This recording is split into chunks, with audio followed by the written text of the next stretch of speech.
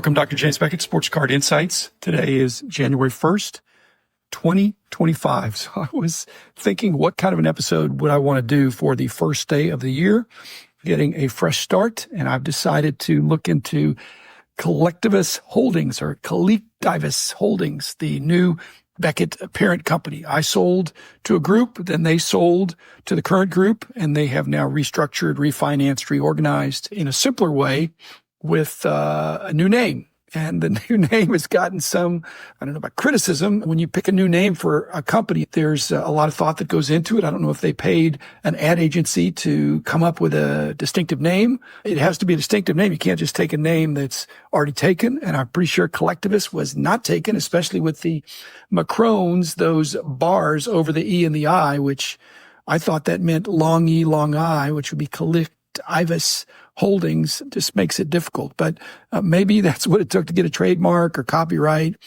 but it's tricky to type it. I guess there are alphabets that have those kinds of things. Anyway, it sounded to me like conjunctivitis, which is better known as pink eye. And so it's not. This is a new name for these three companies that do somewhat hang together. But in the situation with the former owner, who's in prison now, they were lumped in with another 97 other companies, something like that. There were 100 companies.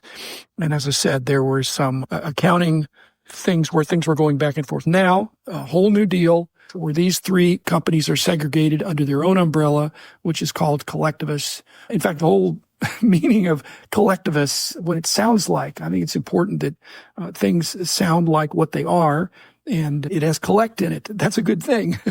In fact, Collectivist evokes the concept of being collected or gathered together. And these three companies have been gathered together. And back in the old days, my aspiration was that I would have a company that would bring the whole hobby together, that would be good for dealers, good for collectors, good for the whole system. That's the way I looked at it. There have been some articles about it and quotes from Kevin Isaacson, who's the CEO now for the last year and a half. And he was previously the CEO of Just Beckett, but he was also previously the CEO of Southern Hobby and was involved in the acquisition of Dragon Shield. So a very savvy executive. He is quoted in the Hobby reporting of this change. And he said, or the spokesperson said for the company, which had to be coming through Kevin, Collectivus Holdings will be able to, quote, more adequately and more thoroughly invest in its brands than it currently has, as well as maybe see if there are more brands that can be brought under the Collectivist umbrella. That means what he said. In fact, Kevin is also quoted as saying, "We're thrilled. It's truly a new beginning.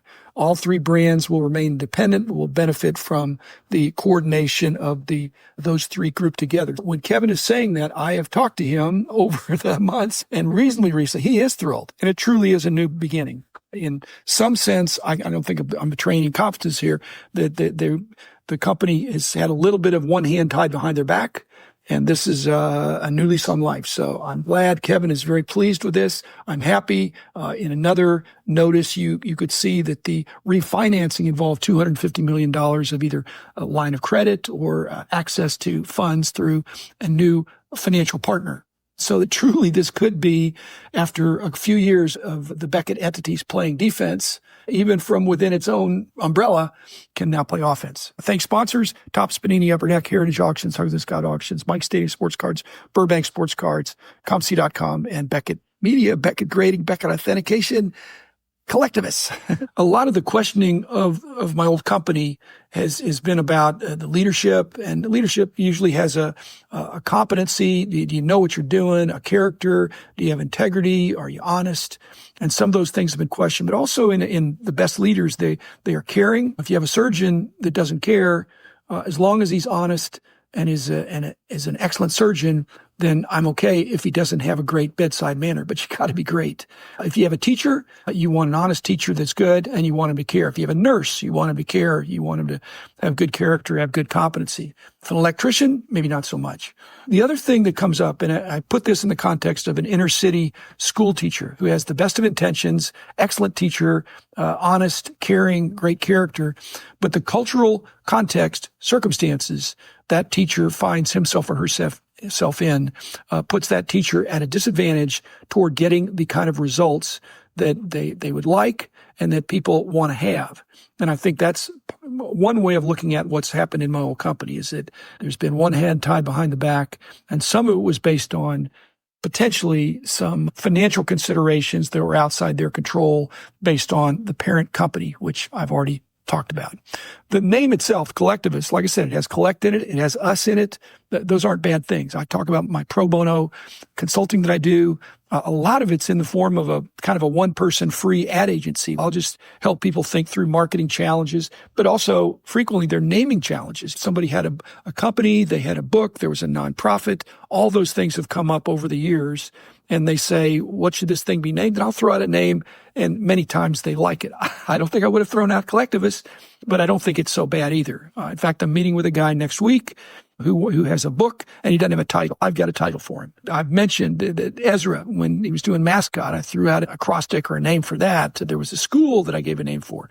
It's happened many times. I had two guys came into my office. This was about 10 years ago, and said, you're a consultant. We want to sell our company, and we are the Anderson Brothers Roofing. We're Anderson Brothers Roofing. We built up a nice business, but we eventually want to sell our business, and we're thinking about changing our name. And I'm changing the names up a little bit just so I won't get into trouble. But I said, why would you want to do that? I said, we want to sell our roofing company, and we think that the new owners will not want to have our name on it. Your name is a good name. Oh, yeah, the customers love us. That's great. But we just think we need to change it so that when we sell it, it won't have a connotation that it's us. I said, I think that's risky. So they said, we're going to change it to Acme Roofing. I said, that doesn't stand out. And again, I changed the names a little bit, but I said, brothers, you need to keep your name. They did not follow my advice.